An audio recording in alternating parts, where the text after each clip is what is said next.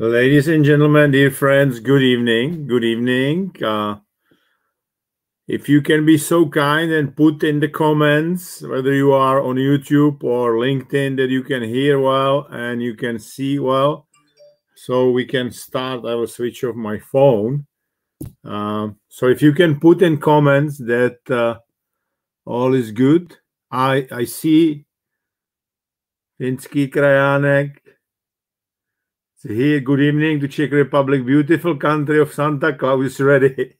Greetings from Finland, greetings from Czech Republic. Because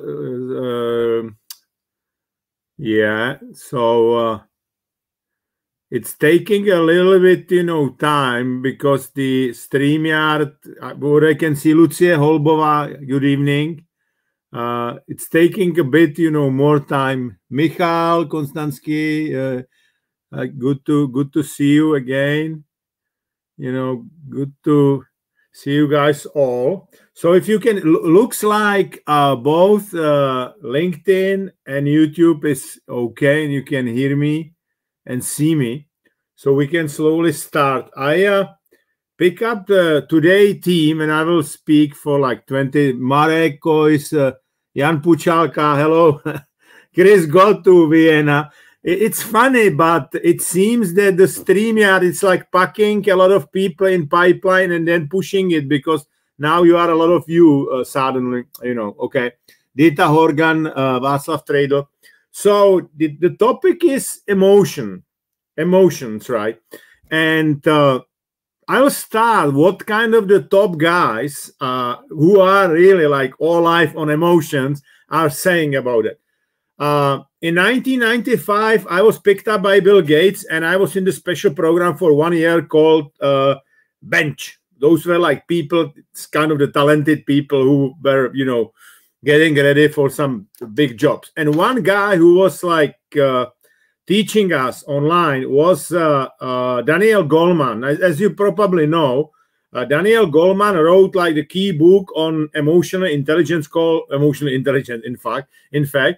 And in 1995, that guy is a professor at Harvard. He said, apology for my glasses, but I have some issues with my eyes because of the blue light, and I need to wear, blue light protection glasses. That's why maybe it's like reflective, but sorry for that. And Daniel Goleman in 1995 said that if you take a success in whether it's, in the business, art, science, sport, politics, doesn't matter, that success is only 20% IQ, the traditional intelligence, which we are taught in the school, and 80% of the EQ. And last year, because I'm the fellow at the Harvard Coaching Institute, we have like group of the coaches, we are getting together every Friday afternoon. And last year, he did for us webinar, and he said that according to the newest numbers, it's only 7% of the traditional intelligence and 93% of the emotion. So whether it's like 90-20 or 80-20, 90-10 or 80-20, doesn't matter. What I try to say, that emotions are key in whatever you do, whether you are artist or whether you are, financial director or, general managers, athlete, it doesn't matter. Now, what is in fact emotion? Okay. Emotion, in fact, is your thought which is touching your body in the nutshell. Now, how it works, guys. First task of our brain was not thinking. We are thinking for at about 15,000 years only. Okay. Once people invented fire, and they didn't need to chew, because before fire, majority of the time, people were chewing all the time. So they were not able to think because they were concentrated on chewing all the time. Once there was a fire, obviously, there was a more time for kind of the brain where we started to think, basically. We think, experts are saying that people are like, in the traditional sense, they are thinking between 12 to 15,000 years, and that's when the spoken language was developed, okay? Before that, but communication was a body language, right? And the first task of our brain was not thinking, but was managing our body. And that's where the emotions are coming from, okay? Emotions and feelings. We have obviously some positive emotions, we have some negative emotions, and we have some neutral emotions, okay? But what is clear, that emotion is pretty much connecting your mind with your body, okay? Where the word emotion is coming from, it's basically emovere from Latin, or you may say it's energy in motion, right? Because, I mean, the thought is energy, and obviously it's in motion. If it's creating some feelings, you are in the motion. Now, what is happening, you know, if you have like positive thoughts, which are like generating positive emotions, you feel good, and some good chemicals for your brain and for your body are created, like endorphin, dopamine. If you are in the group of other people you enjoy, it's obviously serotonin, oxytocin. And that's okay. And it's also very positive, not only for your brain, but for your body. Your, you know, immunity, for example, goes up. Unfortunately, if we are under the pressure, if we are stressed all the time, if we are fearful a lot of cortisol is generated, and cortisol is lowering our, you know, immunity, and it has a negative impact on your body. Now, how stress works, because I was asked a couple of times, what is the role of adrenaline in stress and in the fear? Okay. Adrenaline, in the nutshell, is good, provided that it's basically, I tell you how it works. If you are like nervous, but you are looking forward for the specific activity you are nervous for, it's so-called euadrenaline. So some level of adrenaline is released, and that level of adrenaline is good for you, and it's giving you energy for that activity. So you feel good. You are nervous, but you are looking forward for the activity. But once that adrenaline is much, much higher, then that adrenaline will start to cause, you know, you will start basically to generate cortisol. And that's in the case when suddenly you will start to feel fear from that activity. Give you an example. I obviously coach some top athletes, okay? And for example, if you are at the start, today I was coaching the Czech triathlon, junior triathlon representation, the athlete from the Czech, you know, representation. And basically, if you are at the starting line and you are like, oh, I'm looking for, you are nervous, but you are like, oh, I wanted to go and I wanted to fight, I wanted to compete, okay? And suddenly you look, you know, at the other guy and the other guy body, and you will say, oh, that guy, he seems to be very strong. That will be very, very tough, and he seems to be better than me. And you will start it out. That's when the adrenaline will go over, basically, and will start to create cortisol. You will start to fear that competition, okay? That's kind of the, you know, that's why I'm saying that between positive and negative emotions, there are sometimes very, very narrow bridge, okay?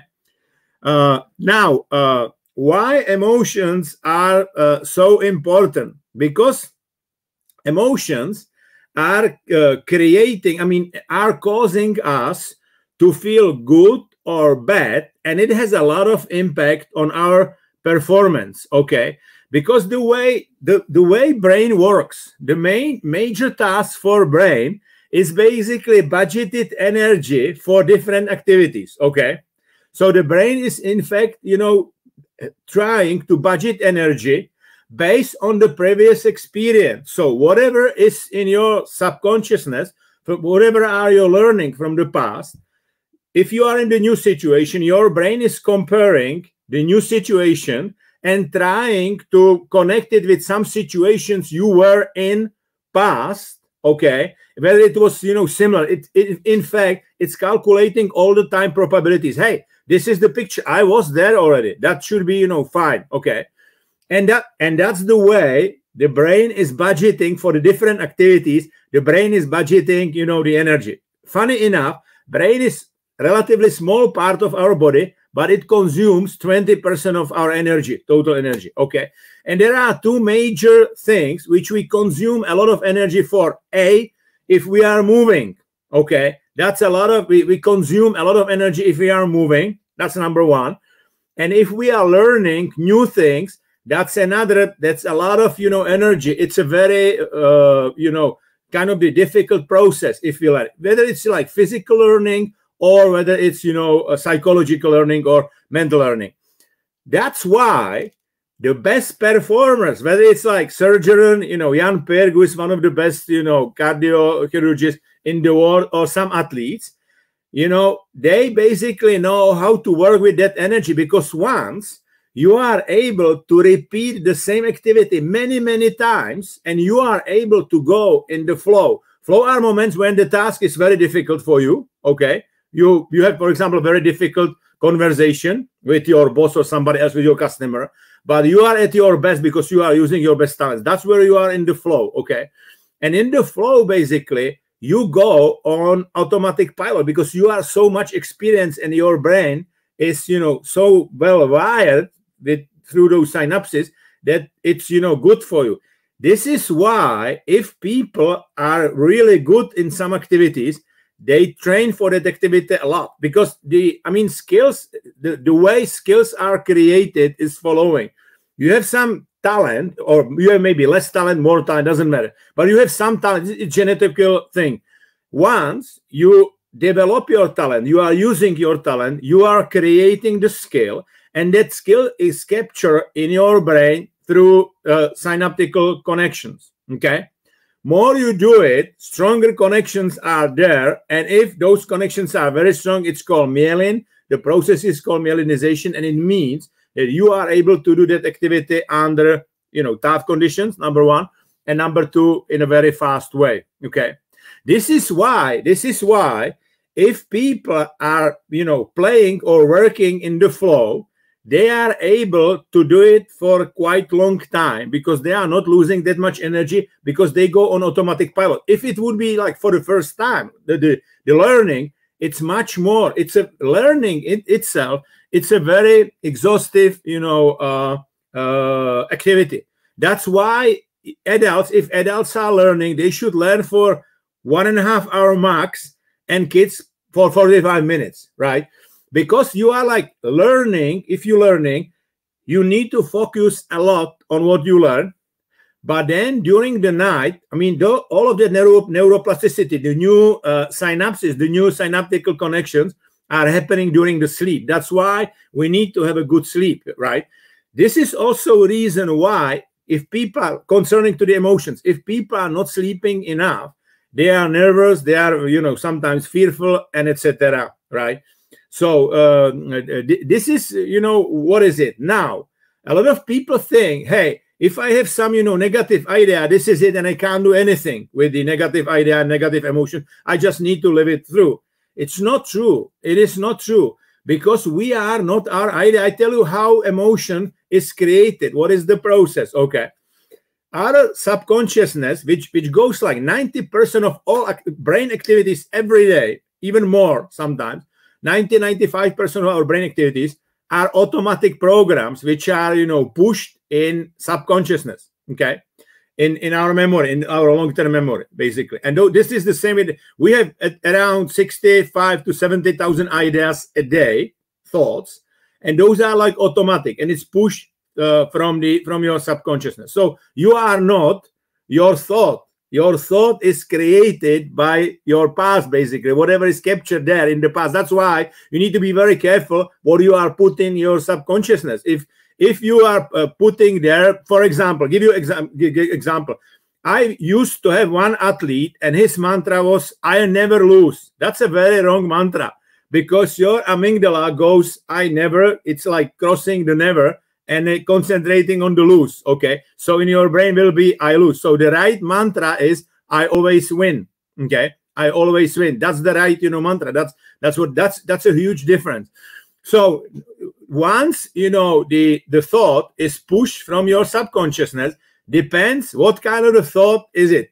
If it's neutral thought, your logical part of the brain called neocortex, after 320 milliseconds will take that thought, and you will start to think, maybe you will say, oh, that's the analogy, that's exactly the same thing like that time, and you will do something.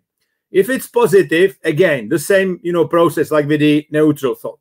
The problem is if there is some negative thought. A negative thought, it's not only negative in terms of, oh, there's some danger, that's one possibility, but it can be also new, if it's very new and you don't have any experience with that situation, your, amygdala will jump up basically. So if it's negative, new, or like chaotic, if it's not structured, your amygdala wakes up, okay? And what the amygdala is doing, basically, taking the picture of the current picture of the present moment and asking your subconsciousness, hey, subconsciousness, hey, my computer, have you ever been in such situation like this? If computer will have an answer, amygdala, your monkey will sleep again and you will, continue to think logically. If not, your amygdala will announce negative story and you are done basically in that activity. It's gone. Give you one example. I was, before COVID, last February, or this February, in fact, it's still 2020. We tried to land in Paris at Charles de Gaulle, but it was so windy. So basically the Czech Airlines pilot took it like, we went like rocket. And obviously, I look at my watches and my heartbeat was like 140, 138, whatever. And I was very nervous. I was almost like shaking. But my brain, my logical part of the brain, I was like, watching what is happening, basically. I was watching it. I was not part of that. I didn't say, I was like, oh, I basically, observe my fear. I was not saying that I am fearful, all right? I was like, I'm observing my fear. And immediately, I was like, okay, I need to figure out whether I was in such situation in the past. So, and immediately, basically, my subconsciousness offered. If I asked that question, I was like, why I feel the way I feel in that particular moment. And it was clear because I was, afraid, but I was still able to use my logical part of the brain. That's why I asked why I feel the way I feel. And I was, oh, I'm afraid because it's going up and I don't know whether there's enough, fuel or whatever, right? But then immediately the other question was, what can I do? And that was it, like looking for some, experience in the past. And it was 2007 when we were landing in the same conditions. It's easier to pronounce at JFK in New York. And guys, I was, like after 1 minute, I cooled down and I was absolutely fine. Because really, there is a big difference if you will say like, I am my emotion, I'm fearful or I am doubtful, okay? Or if you will say, I observe my doubt or I observe my fear.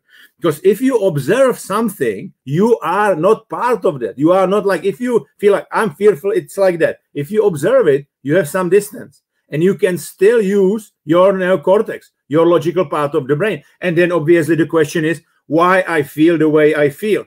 I give you one example.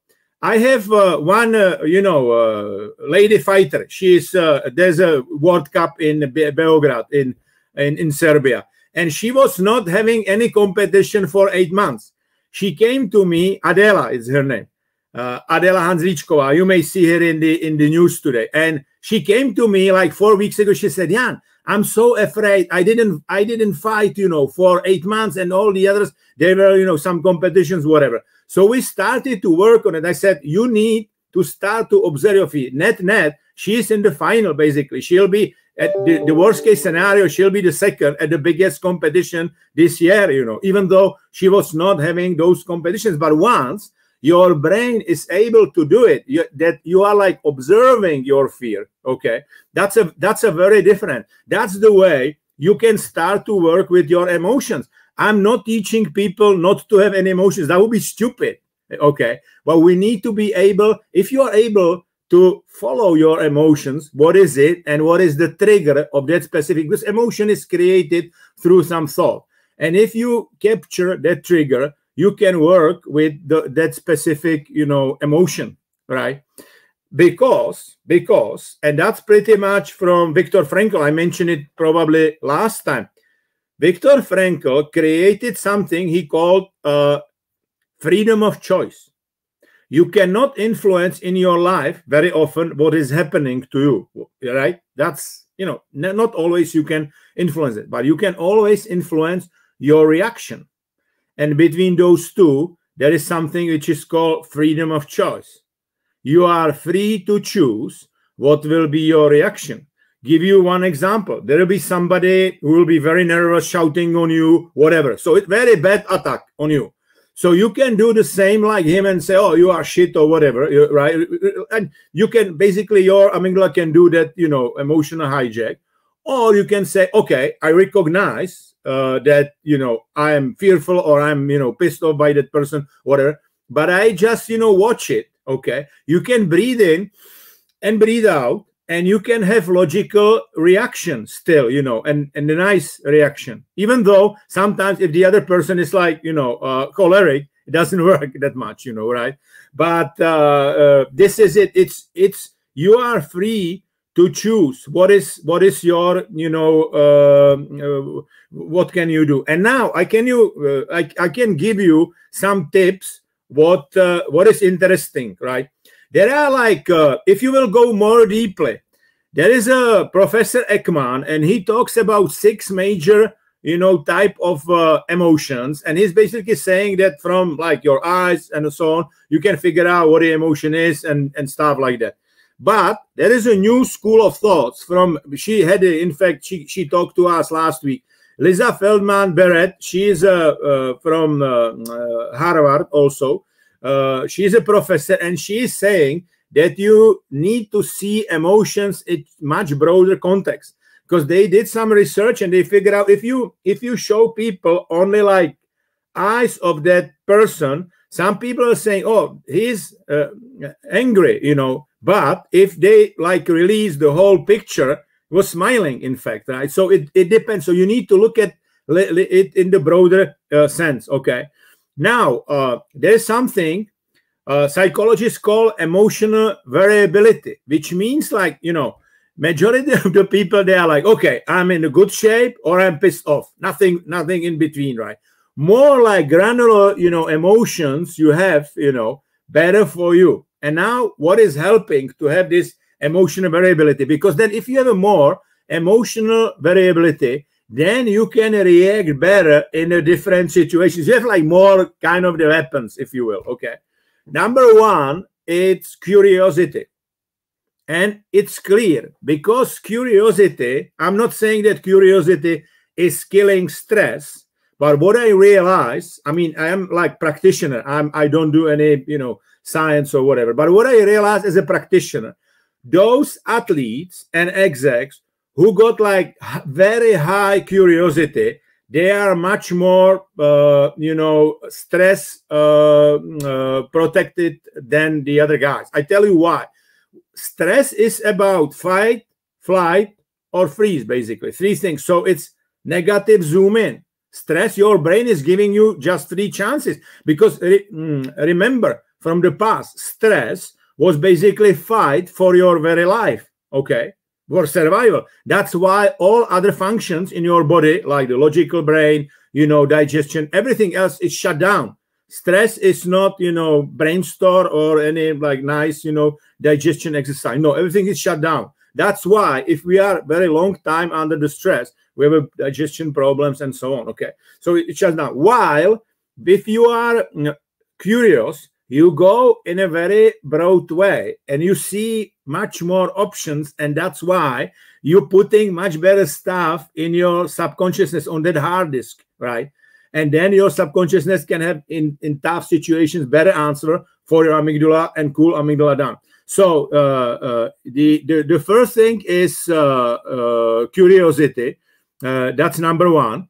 And the other thing is those people, and they call it, there's a professor at the Stanford University, and she talks about fixed or growth mindset. Okay. And that book is book name is Mindset, basically. What it means, if you have like fixed mindset, and you, for example, lose, or there's some, you know, situation which is quite bad, those people, they have a tendency like give up and say, oh, I will not, you know, touch it, and it's not, you know, me, it's not good, and so on. If you are like growth mindset, Professor Dweck is basically saying that if you have a growth mindset, that means that you try to be every day better version of yourself. Okay, like improve every day. And have that, you know, improvement in your brain, like every day you improve a little bit, you can even put it down, whatever. And that means that you cope much better with the stress in that way, and you cope much better with the negative ideas. I tell you what, there's something in our brain which is called negative bias, because amygdala, that monkey, is 5 times faster in the logical part of the brain, unless the brain is trained, and majority of the brains are not trained. Unfortunately, we train people what is around them, but we are not teaching people what is inside them, which means basically that amygdala is like jumping 5 times faster than logical part of the brain, and whatever is happening, you know, around you, which is dangerous or suspicious, whatever, amygdala is immediately jumping on that. So you have like negative bias, which means that, for example, if you are like winning some match, it goes like that, Teflon. If you are, you know, losing some match, it's like Velcro. It's there, and it goes usually deeply in subconsciousness and so on. People with the growth mindset who are able to say, okay, I lost, and you cannot change it. That's what is in your memory. But what you can change, and also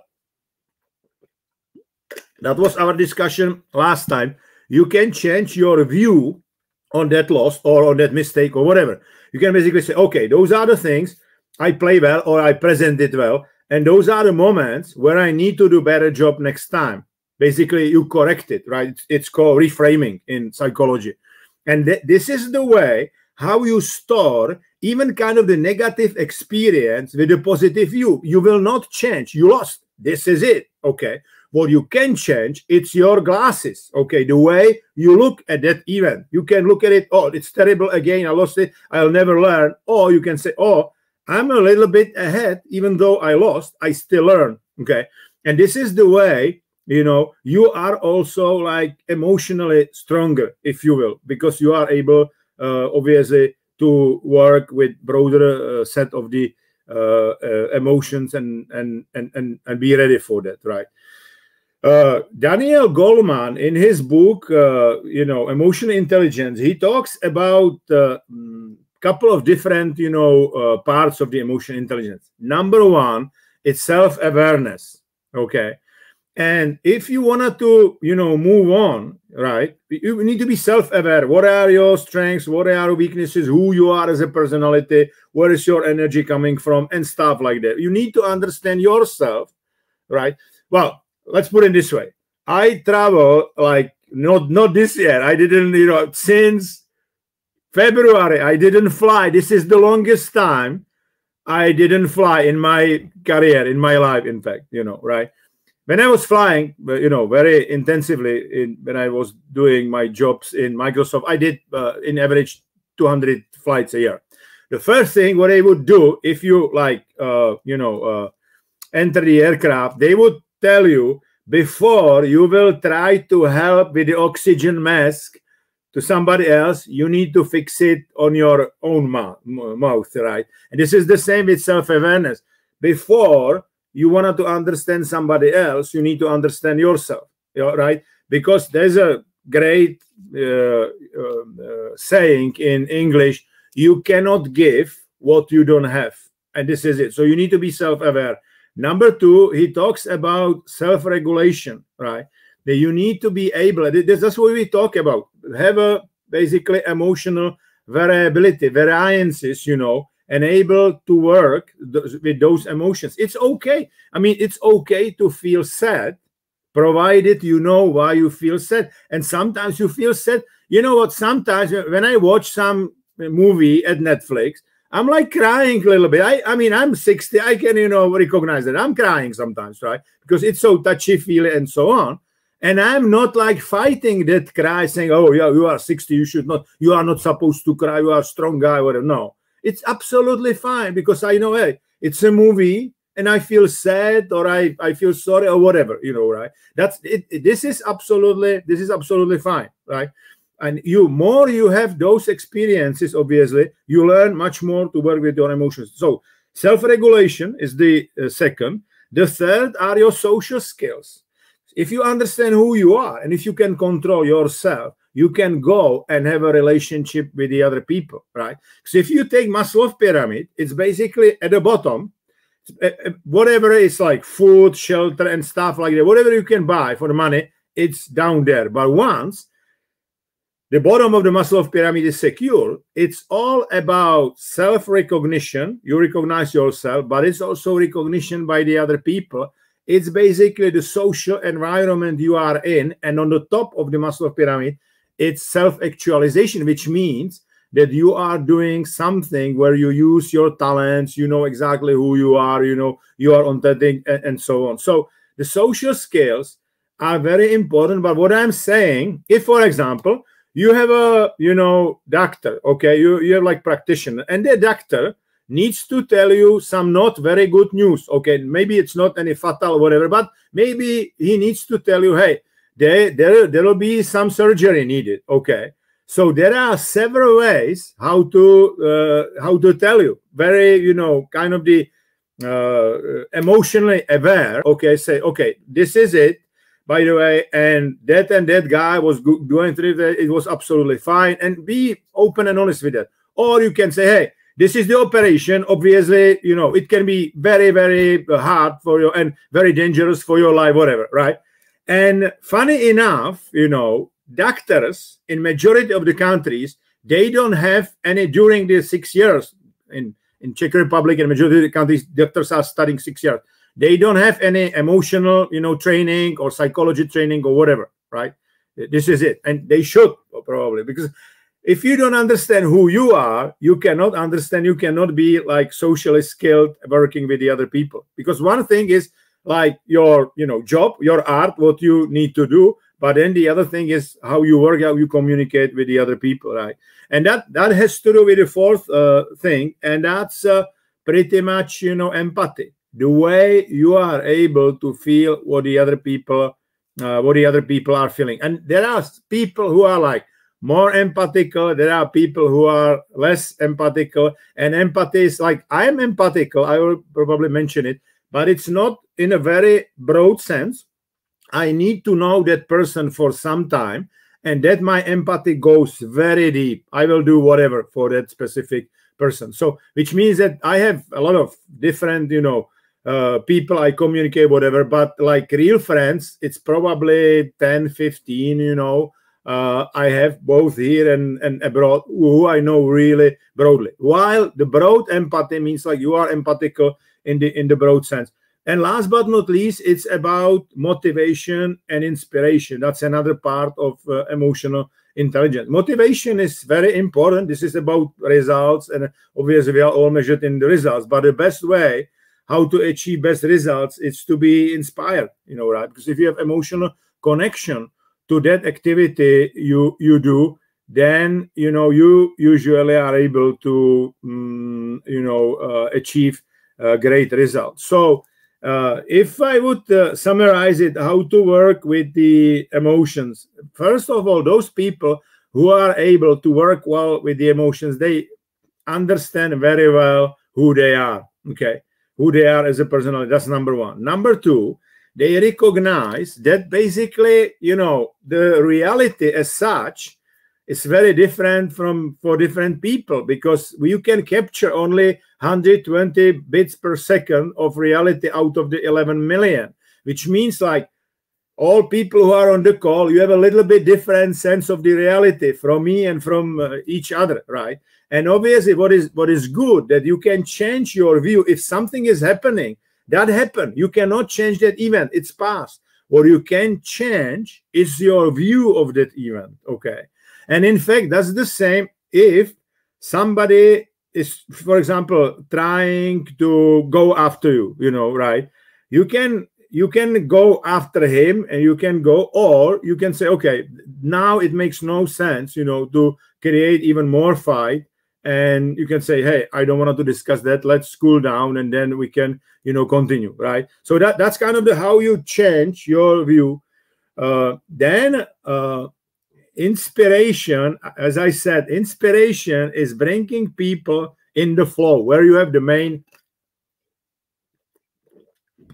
sorry, because I have for the whole day triathlon guys, and I was speaking for a whole day, and I'm like, I have a dry mouth. Inspiration is the way to get to the flow, and very often, because if you are inspired, in spirit means in your soul, basically. you do something which is connected with your predecessors, because it's like genetical thing, all of those talents you are using in the flow. That's number one. And number two, you have a strong emotional connection to that activity.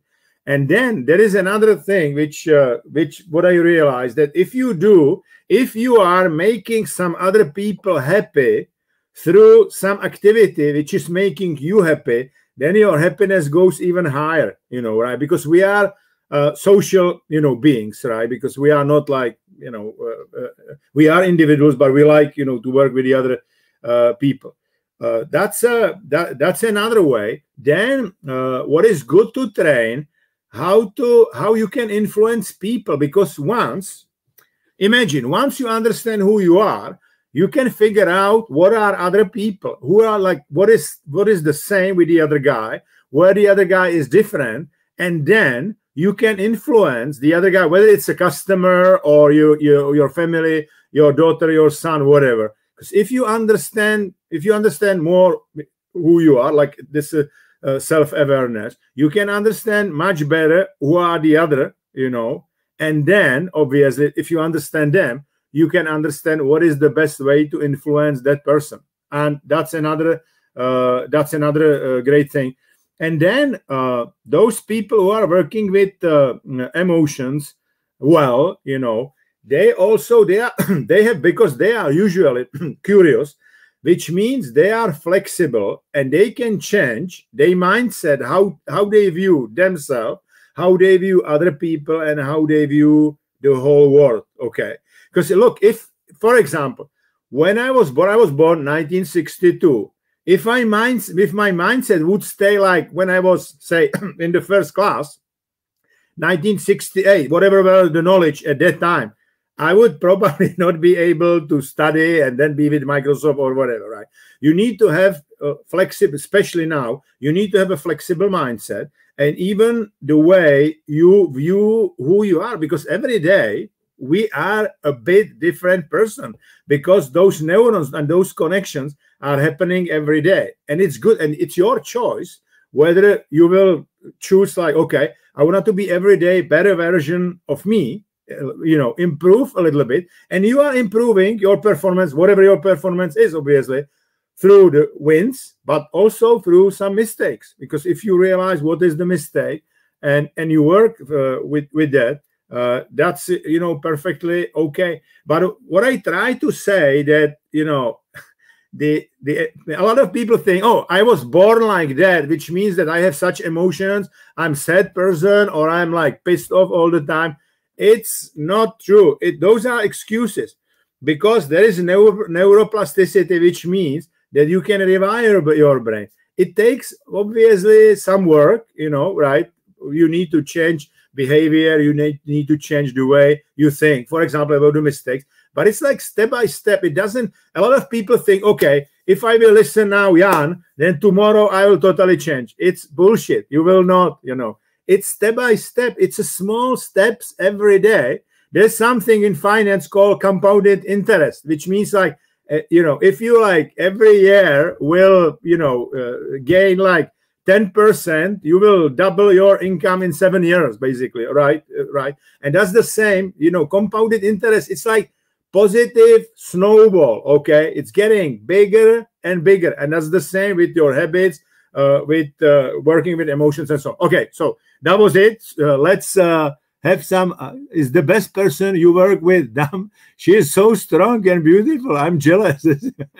Adela Hansničková, that's the lady from the World Cup, in the final of the World Cup. Okay, so let's go, and you can put your questions in the comments, no problem.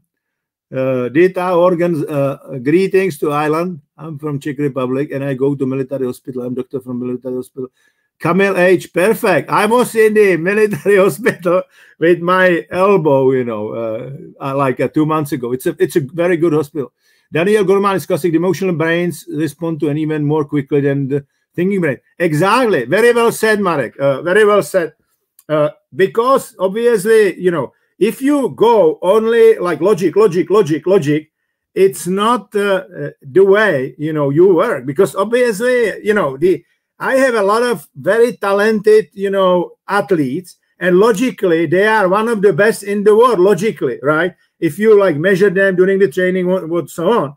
But sometimes if there's a competition, there is a strong pressure, that's where the emotions are, you know, playing the key role, right? That's the emotions are playing key role.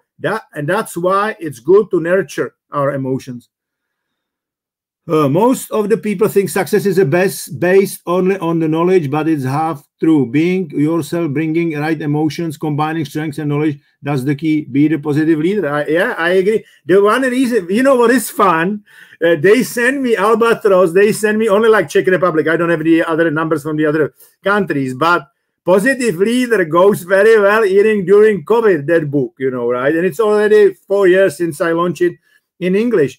I think it was a little bit ahead of the time. What I try to say in the Positive Leader is not like touchy-feely, like positive thinking. No, positive thinking is important. Positive Leader book is about the fact that if you have that strong emotional connection, if you love what you do, then you have a very strong result. It's a very Positive Leader. It's not about like touchy-feely. It's about results, because there are like 4 pieces of the Positive Leader. Number 1, it's a positive people, which means like you need to understand who you are. What are your talents? Number 2, positive purpose. What is your meaning in your life? It is the same with the companies. Number 3, positive purpose, which means like 4 energies: physical, emotional, mental, spiritual, how to put them on your purpose. And number 4, if you do all of that, you have like in balance success and happiness. Because I tell you what, I've seen a lot of very successful people, but they were not happy. They were in fact unhappy.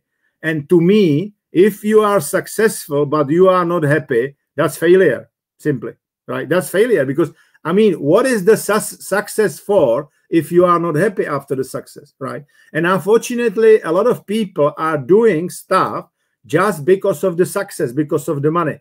And it's good. There's nothing bad. I mean, I love the fact how much money Bill Gates or the other guys did. And it's well-deserved. I believe in such society is well-deserved, right? But I also love like Bezos, Gates, you know, Steve Jobs. Unfortunately, he's not living anymore.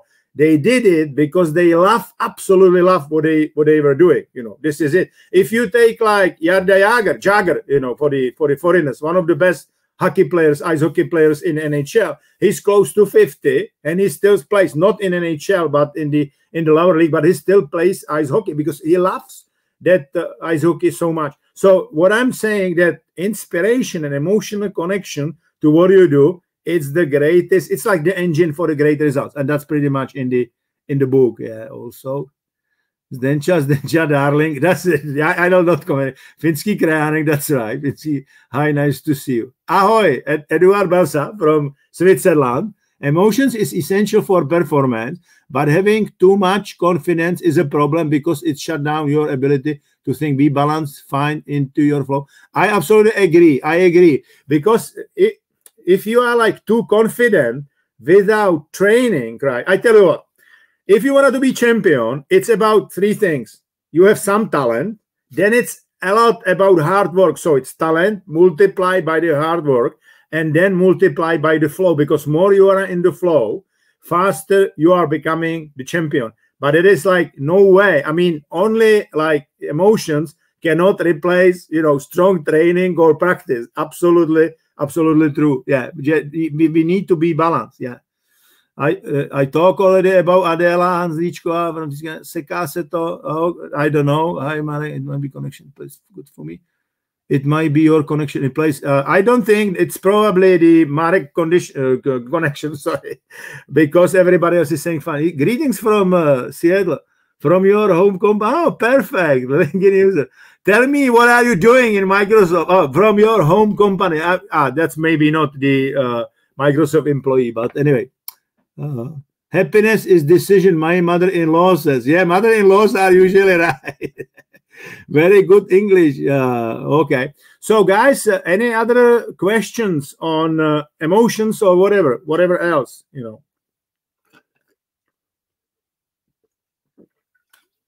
Maybe because there is still COVID, I tell you kind of what you can. I did just recently some video for senior, you know, people from the basically for the seniors, for the house of the people where the senior people are living. Okay.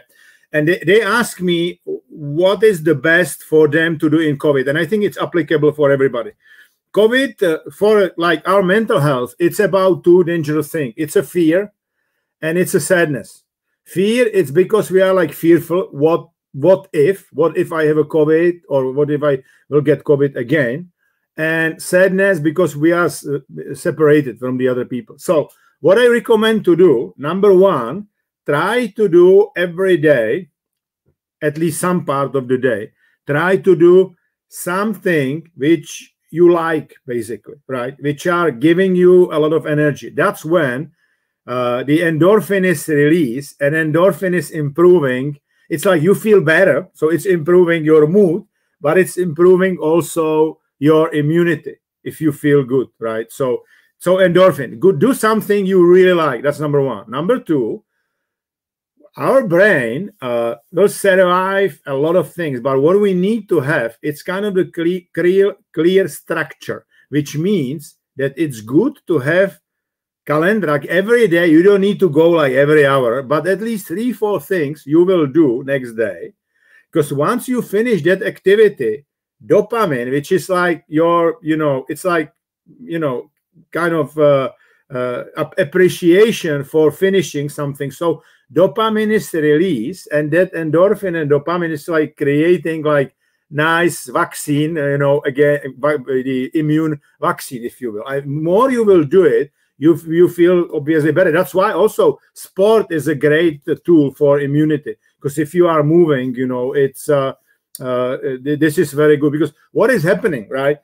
I mean, immunity is about fighting infection in your body, more or less, right? It can be infection in your, head, it can be infection somewhere else. More you move and more your blood is circulating through your body, better you are like fighting, those infections. Okay.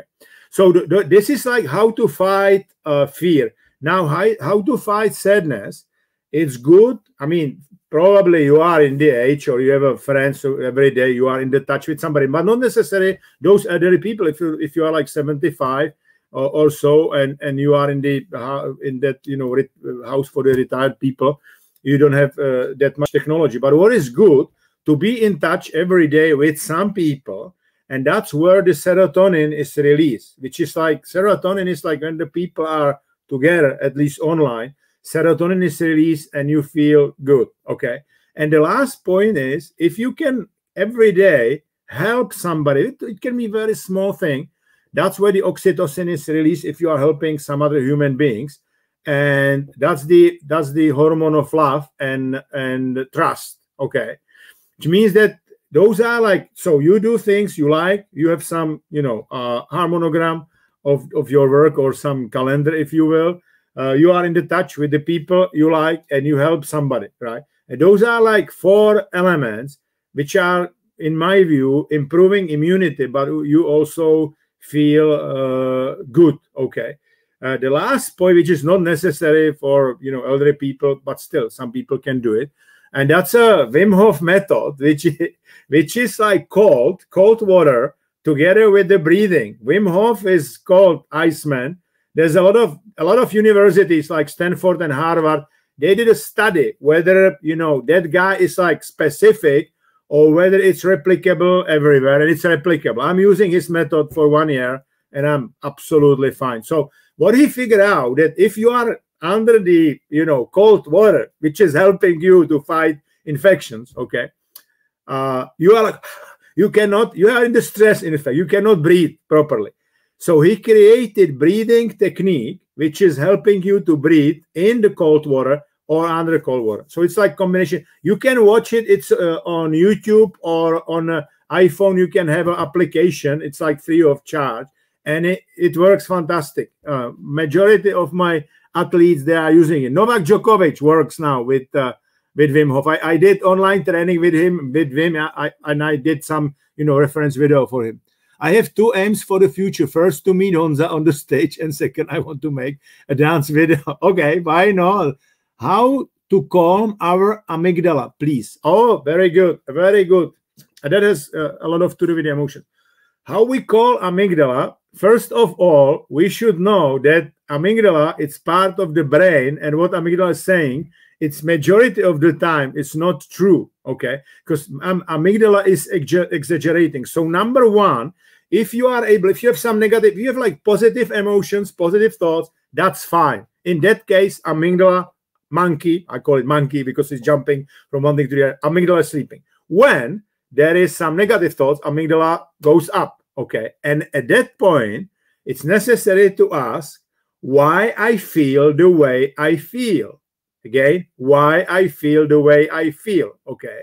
And we have our brain, you will see it. You will be able to go like backwards in the time and figure out what was the trigger for that negative idea. And mainly it's, you know, some bullshit, bingo, right? And more you will see how your mind is working. If you will start to observe your mind, that's the first thing, how you can have your amygdala under the control. So that's one technique. Obviously, if there is some issue, and I would say it's like 1-2% probability that amygdala is right, that maybe there is something you should take care of, then obviously, because you have still logical part of the brain working, you can say, okay, fine, what can I do with this issue? But in majority of the time, 99-98% of the time, it's some bullshit, and you can like continue, you can smile, right? The other point is what you can do, you can cut it, and it's called in some, you know, armies, they call it mental jingle. Because for our mental toughness is basically the way you are able to keep your amygdala up under the control even during tough conditions, okay? And we have our body, we have our mind, and we have our breath. Now, explain how it works with the body. Try to do following. Try to put your head like that and say, I'm the champion, I'm the champion, I'm the champion. Your brain will not believe that, because this posture and the head down and the shoulders down, it means like I'm beaten, basically. And that's when the cortisol is released. Even though you will say, oh, I'm the champion, it's called incongruence. It's not in harmony, right? Okay. Try to do that. Go like that and try to say, I'm loser, I'm loser, I'm loser. Again, your brain will not believe that, because your body and the breath is the breath of the winner, you know, whatever we will say. So it needs to be in harmony. That's why the body, because the first language we were speaking was not spoken language, but the body language. And we have our in our subconsciousness. If you go like that, it's called power posing. Okay, you can find it on YouTube. It's called power posing. If you go like for before presentation or before your match in the sport or whatever, if you go like that, you know, stay like that and you breathe in, breathe out for 2 minutes, your testosterone level goes up 18%, cortisol level goes down 16%, which means that before performance, whatever performance means, you can go up by 1/3 with your performance just because of that, you know, body, right? So the body is very important. I've got last week I got like 100 goalies, the goalkeepers from ice hockey from Slovakia, and there was Janko Lašák, who is the key guy there. He was in NHL, you know, as a goalkeeper. And I asked the question: how many of you, if your if your rival is scoring, right, you are getting the goal, how many of you goes with the head like that and shoulders like that? Majority of them, almost everybody said, I feel not good because obviously it was my fault, whatever. The paradox is, even during the tough times, you need to go like that. I put some post that the real champion feels as the winner, even though momentarily is losing. This is it. Again, a real champion feels like a winner even if momentarily is losing. I watch, and I was with Rafael Nadal last year at the US Open. That guy, doesn't matter whether he's winning, losing, he's still able to get in the present moment and play in the flow, because the last ball, whether it was winning ball or losing ball, it doesn't matter. This ball, the last ball has no influence over your current ball, but in the brain, if we are not controlling amygdala is trying to say, oh, you lost the last ball, which means like now your opponent will play very well, and it goes like that. Okay, so the body is first thing. The second thing is your breath. If we are stressed, what amygdala is creating, my amygdala is initiating this. This is called sympathicus, which is the system which is helping to create more stress. So your heart is beating, you're breathing in a very shallow way, and you are, blocking your, breathing into into your belly, right? If you will start to breathe in by nose, breathe out by nose, then you breathe again, and well, and you will initiate parasympathicus, which is like it goes against the stress. Your diaphragm will move again, and that's basically what is the signal for your monkey, for amygdala. Once you breathe like that, which means like there is no danger, tigers and lions went home, and I also go home. This is basically what amygdala thinks. Okay, if you start to breathe like that.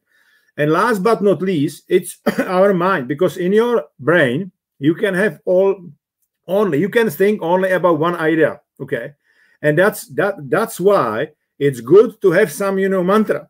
For example, what SEAL operation, which is the part of the US Navy, what they are doing, they go like that before the operation. They go like, I make it, I make it, I make it, I make it. Breath, body, and mantra, I'll make it. They call it mental jingle. They are like cutting out the amygdala, cutting out the fear. Okay, if you take another example, this is like, you can use it, you can create, you need to think.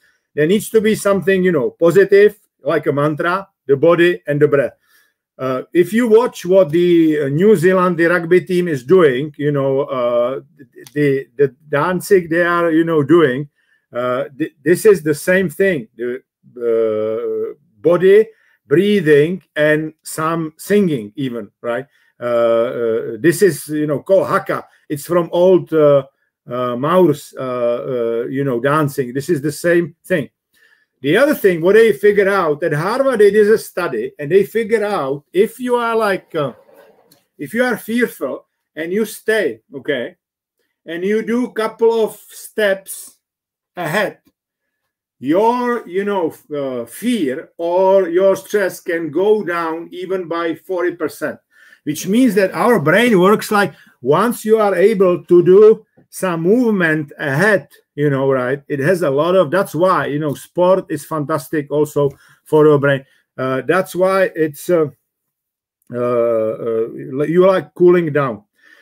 One technique which is very fast, and which basically Adela, the lady, she's in the final of the World Cup today, she is using it, because she said like, I need to have like one thing where I can cool down and still have energy. So I gave her, and I learned it from Andrew Huberman. He's a great guy on neuroplasticity. He's a great neuroscientist. You can find him on YouTube, and he's also doing a lot of stuff on Instagram. So Andrew was teaching us breathing like twice. You breathe like that by nose. Twice, breathe in by nose. And very long breathe out by mouth. What it does, it's like you are cooling down and you are getting your brain in alpha, which is like 8 to 12 hertz. That's where the amygdala is sleeping. That's when you are in the flow or you meditate, your brain is between 8 to 12 hertz. That's one thing. And the other thing, the long out breath means that you are keeping for the longer time CO2. And that technique is putting in the right ratio your O2 and CO2 in your blood, because hemoglobin, which is like, transferring O2 in your blood, hemoglobin needs to have some level of CO2 to do it. And if you breathe out shortly, like it's not good, then you are getting tired. If you breathe out in a longer, way, you getting more energy. Basically, I recommend that for the guys who are doing like fencing between the points, or playing tennis, or you can do it even, like there is a meeting and you have like, it's a long meeting and you feel tired, you can do it like, and it works really very well. Another technique which takes a bit longer time, you breathe in by this, hole, and breathe out by the other. If you do it 10 times, your energy goes immediately up, right? And it's energy, and it's cooling your amygdala down. Daniel Stocker is saying that important question is between success and happiness. What are the measures of success? I agree. I measure success if people are like successful measurably, right? And they are still happy. I think that's what a real success, right? And obviously I think you need to measure all, like in sport, in business, everybody got like, balanced scorecard. But, I was 4 times best manager in the world when the company was the biggest in the world, right? When I was in Microsoft. And the reason why I think it was like that, because more or less people were happy and they really liked what they did, and that's why they perform very well, because I helped them to understand who they are. We did like with everybody strengths finder from Gallup, and we sat with everybody, and suddenly the team who was for 10 years average and below the average was for 4 years best performing team in the world. What I'm saying, if you basically help people to understand who they are, okay, and you inspire them, and inspiration is done through the vision. Vision is the picture of the world. You believe in that picture of the world, and if the other people will start to believe in what you believe and will use their talents on the way, then they will follow you. Leader is not defined by the business card, but by the people who will follow him or her, in even the tough conditions, right? The real winner feels like a winner even if it's currently losing. If a trigger comes and the amygdala starts jumping, what about to talk with amygdala? For example, you are jumping again. Yeah, it's the same. Like what you are saying here is the same like what I'm saying. Because if you will start to logically talk to amygdala, to the monkey, it's the same thing like what I'm saying, that basically why I feel the way I feel. You can ask amygdala, you can ask yourself. Marian Jelinek, my friend, is talking about to talk to your twin. I like Marian very much. The issue I have with this analogy is that twin is somebody different, while amygdala is pretty much you. It's sitting in your brain, right? So I would not necessarily use the twin. If he would use like, monkey or some other crazy, animal, that's absolutely fine. But Peter, that's exactly, I agree. That's a good thing, and good thing to do. Okay, very, very good set and perfect understand. Thank you very much, Jan, and I wish you good health and happy Christmas and good luck greetings to Seattle. I was not in Seattle like for 4 years. I need to go there. Great talk and energy on how to overcome fear of unpleasant conversation. Any hints? Unpleasant, very good, Michal. That's a good one. Number 1, get ready, for that difficult conversation, and try to figure out what can be different scenarios. It can go perfectly okay. There can be some middle scenario, and it can be very terrible, discussion, right? So it's good to have, if it's really difficult, it's good to have. Shell calls it scenario planning.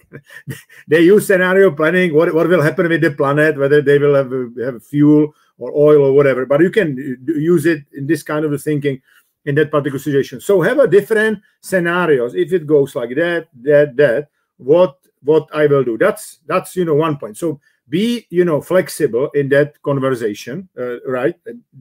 Having different scenarios. Then, if I need to cover something which is very tough, okay, and I still feel that guy is valuable, but I need to give some tough, feedback, okay. So I may start with, I call it, sandwich feedback. I may start to say, what, those are the things you are doing really, really very well, and I really value that a lot, because it's very well done, and you need to use examples. It needs to go from your heart, right? Real good examples like that. Then serotonin is released in the brain of the other person. Then you can start with negative feedback, with a tough conversation, but make sure you are like, distinguish between person on one side and the activity on the other side. If you will say, it's terrible, you screw it again, whatever, that person will in fact, monkey of that person, amygdala, will jump on that and goes like that, and person will not listen to you. If you will say, hey, those deals, they need to be negotiated like that, or that project needs to be done like that, he will still listen to you. Okay. And last but not least, it's good to say at the end, hey, if that process will go differently in that aspect, it will be great, and I still value you, whatever. And it's good even like, do some touch, that other person. Then when the oxytocin is released, and under those circumstances, that person will know what was done well, what needs to be done differently, and will still be inspired. I don't know exactly what is the particular difficult situation, but that's another thing you can use in the difficult conversation. And the last point, which is helping, if somebody is continuously doing something which is making you crazy, you may sit with that person and say, look, imagine you are me, okay? And I tell you what I'm feeling if you are doing those things, and talk about your feelings, not necessarily about the facts, but about the feelings, how you feel like, right? Because we are, obviously, maybe it will still not work, and then it's probably better to say, hey, there is like no way we can work together. And it can be, because the chemistry is important. If chemistry doesn't work, it can be. But I think majority of the people, they are, getting it. Because if people feel like, if you are able to describe very well your emotions or your feelings, and that it's hurting you, basically, what the other person is doing, usually it works. If that, I mean, there are cases that the other person is really bad and it doesn't, right? But this is it. So those are like a couple of techniques I would use. To be honest, now I mean, it's tough still for me to have, tough conversations and unpleasant conversations, but it's much, much better than like 25 years ago. 25 years ago, it's quite normal. If you are young, you try to avoid those difficult conversations. It's quite normal, right? But obviously, whatever is happening, success is, hurting, because success, you feel pain, because success is happening behind your comfort zone. And success is also about having, difficult conversations, But once you do it twice and you are like more practitioner in it, it's okay. And it's good to be consistent, to be very consistent in those discussions, right? If you say, hey, this is it, because a lot of people will value you in the way you are consistent, because you are basically, trust is based on two things: on your, like that you are who you are saying you are, basically, about authenticity, right? Whatever you are saying you are doing, authenticity is number one. And number two, it's predictability, right? You should not say, hey, this is what we will do on Monday, and you will change your opinion on Tuesday, or on Wednesday, absolutely different. The reason why this government in Czech Republic lost the trust of the people, and they have a lot of trust and confidence in the spring, because it was tough, it was not, clear, and everything was doing whatever we could, right? But now it's basically the way they communicate. It's not, I don't believe that it's because of the measures. The measures are measures, but the way they communicate, which is very chaotic, people stop to trust them. This is it, right? And they do some measures, and it's too late, sometimes they are not right measures, stuff like that. So it's a very tough to gain, trust, but very easy to lose trust. And whether it's like government or some, team or individuals, right? Okie dokie. Okay, so, well, ladies and gentlemen, dear friends, all the best. I think maybe before the Christmas or between the Christmas and the New Year, we'll still do, I think every like 10 days, I will do some English. For the Czech speaking folks, I do a lot of live sessions on Instagram or on Facebook also, and everything is on YouTube. Okay, so thanks very much. Good luck and good health. Obviously, I wish you success and happiness, and see you again. Thank you.